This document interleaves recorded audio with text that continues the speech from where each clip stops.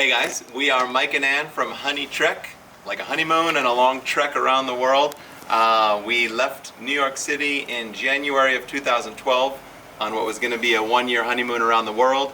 We did the first 6 years of that trip just out of a backpack across all 7 continents. And in 2017, we decided we wanted to do a little more exploring of the U.S. Yeah, it was living out of a backpack for so many years, and we thought, well, we're not ready to like settle down, but it would be nice to have a bed and that doesn't change every night, someplace to unpack. A kitchen, and we thought, camper. It just totally occurred to us after having done an epic road trip around New Zealand in a camper.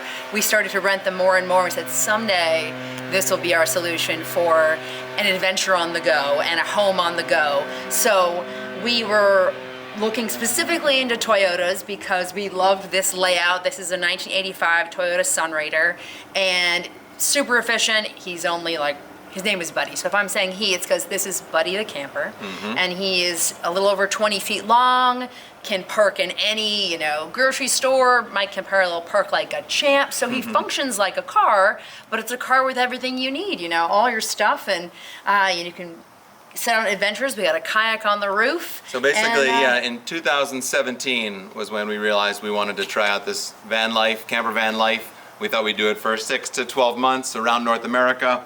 And we bought this camper. We flew down to Florida, bought a round trip ticket, and only ended up taking one half of that Southwest flight, and then basically just drove off and we're camping the day after we bought Buddy. And it's just been an amazing vehicle. We've driven him to all 49 contiguous states, all the way up to the Arctic Circle. In Canada, we've done, I think, 11 Canadian provinces and territories in Buddy, down through Baja. 3 times we've done Baja. So he's just been a fantastic adventure vehicle, and he's our home when we're in the States. We're still abroad about 6-7 months a year, and we'll just park him at an airport in long-term storage. But when we're in the States, this is our house. We have been fully nomadic. We haven't had a key to an apartment or a house a single day since January 2012. So, yeah, and I think, people think about, and they do amazing jobs buying a Sprinter, a box van, fully renovating it soup to nuts. We're like, we have places to be. I'm not going to spend 6 months in a driveway doing renovations. So, and 30 grand and all sorts of equipment, yes. And then another 30 to 50 if you're buying it used, or 150 if you're buying it new. So this camper was $11,000. And he was ready to roll that day.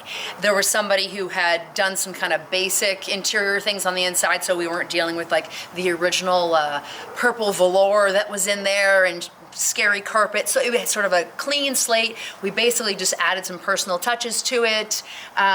Mechanically, solar. Yeah, mechanically it was in great shape. Little bit of work, maybe $1,000 in the beginning, just new tires, and had things checked out, new plugs and whatnot. But it was a Toyota with 95,000 miles on the clock, so he was pretty much a baby, and he was 30 years old when we got him. He's 38 years old now. So yeah, let's tell you a little bit about Buddy. It's a 22 RE engine, so it's the first year that Toyota did the fuel injection. It's a straight pickup. It basically came over from Japan as the cab, and then a flatbed 1.5 ton pickup. So it came over without this shell on it. A company called Gardner Pacific out of California basically took this cab and a straight flatbed and dropped this clamshell design on it, which is pretty sweet. This is the only seam right here in the whole camper, is this clamshell running down the center. Obviously windows and lights are openings as well, but if you go up top, it's a fiberglass all the way across the top, so it's great for leaks. Because these campers, they're coming in and out of driveways and down dirt roads. They bend a lot. So having this fiberglass is super clutch. Obviously, any camper is going to leak a little bit. Anybody who tells you otherwise is either lying or has never owned a camper. But, if you keep up with your caulk on these windows, you'll be good to go. The more popular, or I should say, the more common one is called a Dolphin. There's also an Itasca, but Dolphin is probably the one you'll see most on the road. I think they made the most of those. But these Sunraders are pretty nice. We're in love with it. He's vintage, but a lot of fun. So yeah, I'll just walk you around a little bit. This is the back of our fridge right here. So the fridge can run on propane or electricity. We do it all on propane just to save our battery because we pretty much live off-grid all the time. So we run our fridge on propane, which is pretty nice. We last about 3 weeks out in the woods running our fridge and our stove and our hot water on propane. This used to be the battery compartment, so you can tell how big the battery used to be. It was about the size of a car battery, so it probably had 50 amp hours in it. We've now got this full compartment here. I modified it so it's got a 300 amp hour lithium battery, so that can last us, I'd say, about 5 days without any sun and infinite days with sun. I'll tell you about our solar setup in a minute. This used to be the generator. We had it, we tested it when we bought it, and generators are nice. Obviously, if you're out of power, they can charge you up, but with our solar system and this battery, we've never had to run the generator. So I basically, about 3 years into our trip, realized we never turned the thing on a single time. So I just unbolted it and rebuilt that cabinet, and now it's extra storage, a little beer overflow, and some blocks for leveling the camper. So that's where our generator compartment went to be. This is a little storage. This has got our hose for filling up fresh water. It's also got the hose to empty out the gray and the black tank. Then in the back here, this is our trunk. Kind of tiny, but actually it goes about this tall inside, and it goes the full width all the way over to here, all the way over there. So that's where we keep extra tools, jacks, all my stuff for working on the car, ropes and extra oil and all the things you need, extra alternator and things you might need when you're out in remote parts of the world. Some people wonder if we're from South Dakota, so we get a lot of smiles if we meet a South Dakotan, but that's our plates because they have a really cool nomad program. So if you're thinking about becoming a nomad, South Dakota will give you plates, and for $100 a year, you become a resident of South Dakota. Got a little ladder up to the roof where we've got our double kayak up there. We've also got a Thule skybox, which is where we store all of our winter gear and just kind of overflow over there on the left. So that gives us a lot of rooftop storage. That was one of my big mods right in the beginning. I dropped 3 pretty long, like 5-foot Thule bars up on the roof because I knew we wanted a skybox, and I also knew we wanted a kayak because that to me is the #1 accessory modification we did was this kayak. It just makes anywhere flat and wet a lot of fun. This is the hot water heater. So whenever we want to take a hot shower, just fire that guy up. We leave it off most times, or all the time, until we want to take a shower and just fire it up, and it makes nice toasty water. This is an aftermarket. We didn't add this, but the couple owners before dropped this awning on. So it's this really cute green and white awning, comes out to about here and gives us some nice shade, or if it's raining and we still want to get outside. On the back, a lot of these guys came with much smaller tires, but these are these general grabbers, just nice, like nubby, beefy tires. There's dualies in the back to support all the weight. And it's also a 6 lug. That's a fun little thing. If you're ever looking at these and you see one that's only got 5 lugs, don't buy it, because they were all recalled in the 90s. A lot of those axles were snapping. So make sure you got 6 lugs there on the back if you pick up one of these tigers. And before I let you guys inside, I'll tell you a little bit about the solar setup. Maybe you could see it from back here. We did the flexible panels. You can kind of see the tape right here on this guy, but they're pretty stealthy. You wouldn't even know I've got them up there, but I've got 300 watt panels on the roof. The downside of the flexibles is they don't gather quite as much sun as a hard-sided solar panel, but the upside to me is well worth it because it's just such a low profile, so there's no drag. I didn't have to bolt anything into the roof. A lot of people who put solar up there, you know, they have it raised off the roof and they're dropping feet in there that can let a lot of water in. So I just put those on, and they've been up there for the whole 7 years. They're still gathering a lot of sun. They're starting to lose a little efficiency, but for $100 a panel, I could just go up there, pull the tape, drop new ones on, plug them back into the same connectors, and be good to go. So that to me is worth it, and that's kind of, that's the exterior of Buddy. I don't know if I forgot anything Ann wants to add, but Ann will give you a little tour of the inside so you can see what's going on. in the house. Yeah, on that note, we're very proud to be off-grid and that, you know, we don't actually even plug in ever. Propane, which lives in this compartment, powers the fridge, does the stove, and yeah, with solar panels, we pretty much have everything we need to keep going for weeks at a time in the woods. So I will start you with the front door, because this is really the big overview of the journey. So every year is a color on the map. You know, we have zigzagged. You know, we started in Florida, follow the red, got out to the start of Alaska, even in our first journey, and then even, you know, in our 7th year, took on even more. So through all these provinces in Canada, down to the tip of Baja. And this is really Buddy the camper's glory. We've done personally a lot of this, but it's what, you know, our little Toyota Sunrader can do. So. Oh, I forgot to say mileage. We got him with 95, and he's now got about 215,000. So we put about 120,000 miles on Buddy, and he goes slow and steady. If you get one of these old dogs, just know he's not going to be driving 75 miles an hour in the fast lane down the highway or going 0 to 60 in under a minute. But he, you know, he goes slow and steady, and he gets everywhere. He gets up every single hill. We take him into the woods like you wouldn't believe. When we're back in the backwoods, people are like, wow, is this 4x4? Because we take it remote. So yeah, he's an old guy, and the scene, you know, it's the journey anyway. So exactly. Taking the scenic route. So come on in. This is the foyer. This whole thing is only about 104 square feet. So yes, come on in. We'll start kind of with like personal touches. You know, we used to have a home and I used to love things like decorating, and everything is now at a small scale but has meaning to us. So like photos from some epic moments, camping, and lovely kind of personal touches from gifts from friends who are artists. And then, you know, moving down the line, like we've particularly been moved by the Native American and First Nations community of Canada. These are some art and gifts from friends we've made along the way.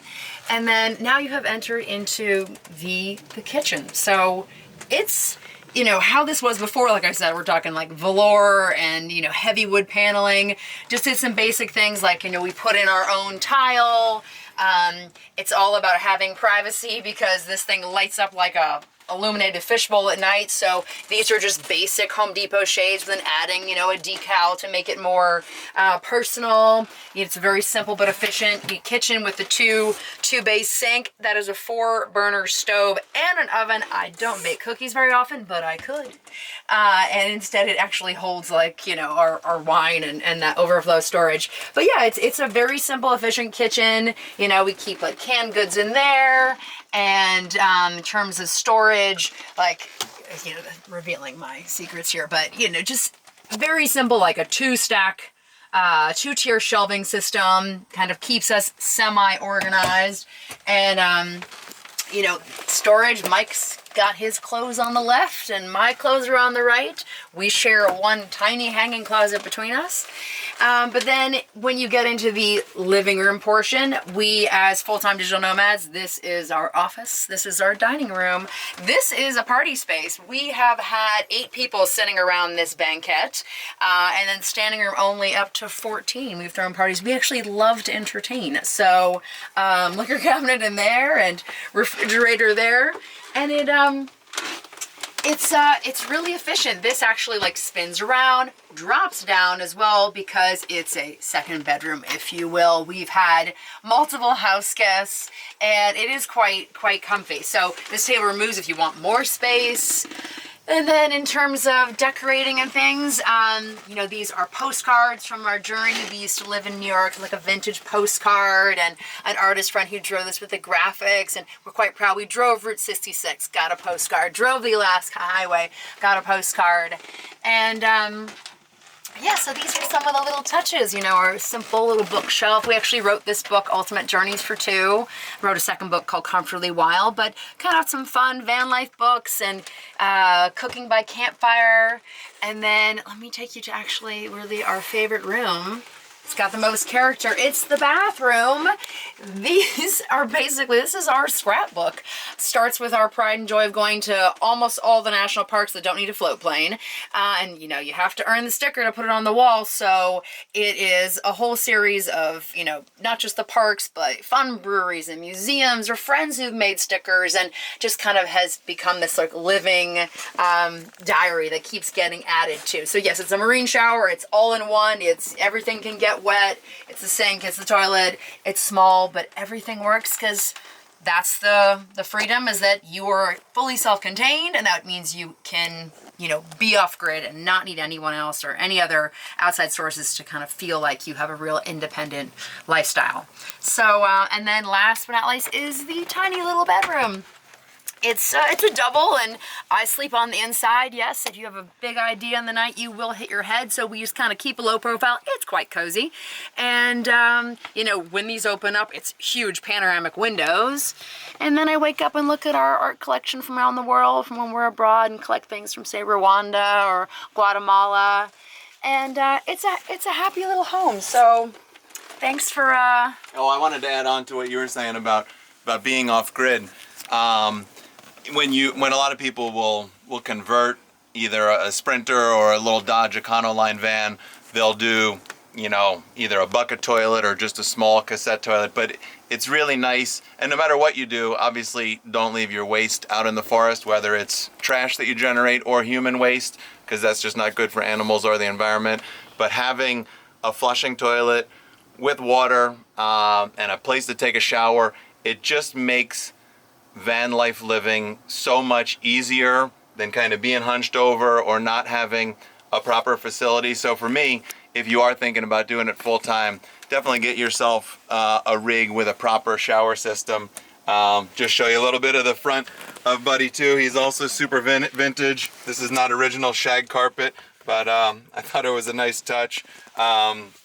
He's a 4-speed, so he is not 5 on the floor, he is 4 on the floor. Everything in here is original except for the little aftermarket stereo I put in and the nice big Garmin screen, but he is great. He doesn't have air conditioning, but we don't go anywhere where it gets too warm. We just follow the weather. But he's great. Yeah, he's got 214 on the clock. This is a fun little addition too. No one ever believes me when I say how much gas mileage we get, but 17.4, 19.59. We track every single fill up. Every time we go to the gas station, we track our miles per gallon. So he sips on fuel, which is fantastic for long road trips. And yeah, like Ann was saying, it's been good having you guys along for the ride, for the journey. Welcome to our home. Right. Yeah. Maybe we'll head out on a little road trip. Where are we heading today? Out to Valley of Fire? Yeah. Get some camping in. Cheers, guys. Peace. If you have any questions about our rig, HoneyTrek, HoneyTrek.com, or on Instagram or TikTok, anywhere, just DM us questions about our rig. If you go to HoneyTrek and type in Sunrader, we've got 3 or 4 blogs that we've written about all the decorating we did, the car work, how to buy a vintage Toyota like this. We've got some videos up on YouTube that you can check out. And yeah, thanks to Tim. Love Charles and Hudson, and we did some special mods for Charles and Hudson to get all cleaned up and pretty for you guys. So I hope you enjoyed the tour, and it's really not about fussing of the details, it's about getting on the road and having adventures. So hopefully this inspired a future journey of your own. We'll see you on the back roads. Peace.